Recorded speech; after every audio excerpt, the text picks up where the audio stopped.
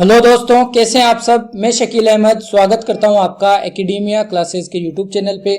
आप सभी को पता है इस वक्त हम करते हैं कॉन्स्टिट्यूशनल वैक्सीन की बात, और कॉन्स्टिट्यूशनल वैक्सीन में रोजाना हम एक अनुच्छेद के बारे में जानते हैं और हमारी समझदारी को, हमारी जानकारी को और हमारी जागरूकता को बढ़ाते हैं। राइट, तो भाग 3 की बात कर रहे हैं। संविधान के जो फंडामेंटल राइट्स है, भाग 3 आप सभी को पता है कानून के द्वारा प्रवर्तनीय है, यानी अगर सरकार के द्वारा और कुछ अनुच्छेदों में व्यक्तियों के द्वारा भी अगर हमारे अधिकारों का उल्लंघन किया जाता है तो हम हमारे अधिकारों के उल्लंघन को लेकर सुप्रीम कोर्ट या हाई कोर्ट में जा सकते हैं सीधे, है ना। तो यह है मौलिक अधिकारों का पावर। तो हम बात कर चुके हैं अनुच्छेद 23 तक। अनुच्छेद 23 की हमने कल बात की थी। आज डोज 19वां खुराक है संविधान की इस वैक्सीन का। तो डोज 19 में हम बात करेंगे अनुच्छेद 24 के बारे में। तो आइए जानते हैं बिना किसी देरी के अनुच्छेद 24 क्या कहता है और किस तरह का अधिकार हमें यह प्रदान करता है।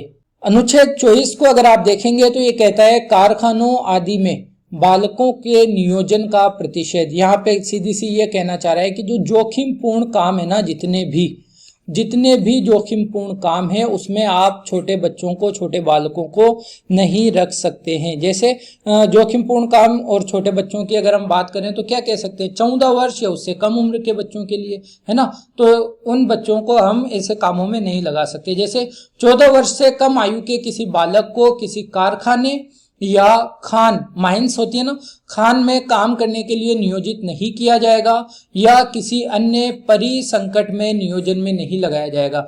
14 ईयर से कम उम्र का बच्चा होगा, उसे आप किसी कारखाने में, किसी खान में या किसी ऐसे काम में जो जोखिमपूर्ण काम हो, उस काम के अंदर आप उसे नहीं लगा सकते। ये कहता है अनुच्छेद 24। तो इंपॉर्टेंट है, आपको ध्यान रखना है। और देखिए अब ये जो अनुच्छेद आने वाले हैं ये काफी छोटे हैं, यानी बहुत कम समय में हम इनको कवर कर लेंगे। जो पिछली डोजेज आपने देखी, कोई 15 मिनट तक भी जा रही है, कोई 20 मिनट तक भी जा रही है ना, क्योंकि वो अनुच्छेद बड़े थे। उनको समझने के लिए हमारे कॉन्सेप्ट्स क्लियर होने जरूरी थे। ये छोटे से अनुच्छेद है, पढ़ेंगे चीजें समझ में आ जाएगी और हम खत्म कर देंगे। राइट, तो ये अनुच्छेद 24 हमारा इतना ही था। इसके लिए हाँ, संसद ने क्या किया, संसद ने एक अधिनियम बनाया है, आपको जरूर ध्यान रखना है।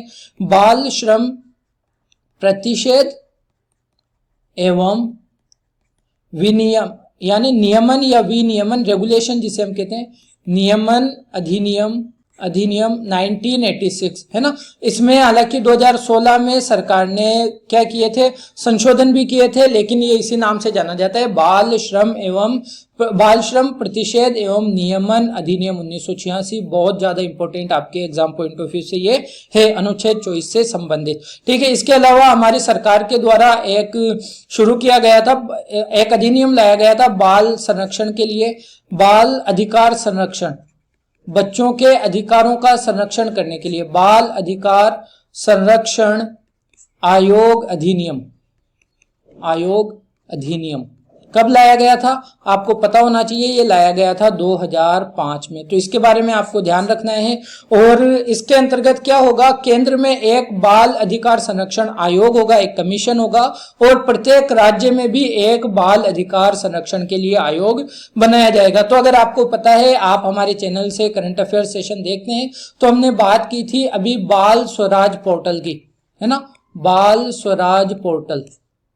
तो बच्चों की देखभाल के लिए, उनकी सुरक्षा के लिए बाल अधिकार संरक्षण आयोग के द्वारा ये लॉन्च किया गया था। हमने बात की थी, अगर आप देखते हैं, आप नहीं देखते तो जाके देखें। हम बहुत कम टाइम में बहुत एनालिटिकल स्टडी करने पर जोर देते हैं, क्योंकि हमारा ये टारगेट रहता है कि एक हफ्ते यानी पूरे 7 दिन के करंट अफेयर्स आपको संडे को प्रोवाइड करवा दिए जाते हैं, ताकि बाकी के दिन आप क्या करें, बाकी के दिन आप दूसरे सब्जेक्ट्स की पढ़ाई कर सकें। फिर आप कहते हैं सर ये 7 दिन का आप एक दिन में बता देते हैं, तो रिविजन कैसे होगा। तो अगले संडे को हम इसके रिवीजन के लिए क्वेश्चन आंसर प्रैक्टिस सेशन भी रखते हैं। आप जाइए हमारी प्लेलिस्ट देखिए, आपको सब कुछ मिलेगा, सब कुछ सिस्टमेटिक तरीके से वहां पे डाला गया है, प्लेलिस्ट बनी हुई है, हर सीरीज की प्लेलिस्ट बनी हुई है, आप वहां पे देख सकते हैं। तो बाल स्वराज पोर्टल की अभी लॉन्च किया था किसने, बाल अधिकार संरक्षण आयोग, जो केंद्र सरकार के अंतर्गत आता है, केंद्रीय बाल अधिकार संरक्षण आयोग के द्वारा, है ना। इनके एक हेल्पलाइन की भी हमने बात की थी। हेल्पलाइन है इनकी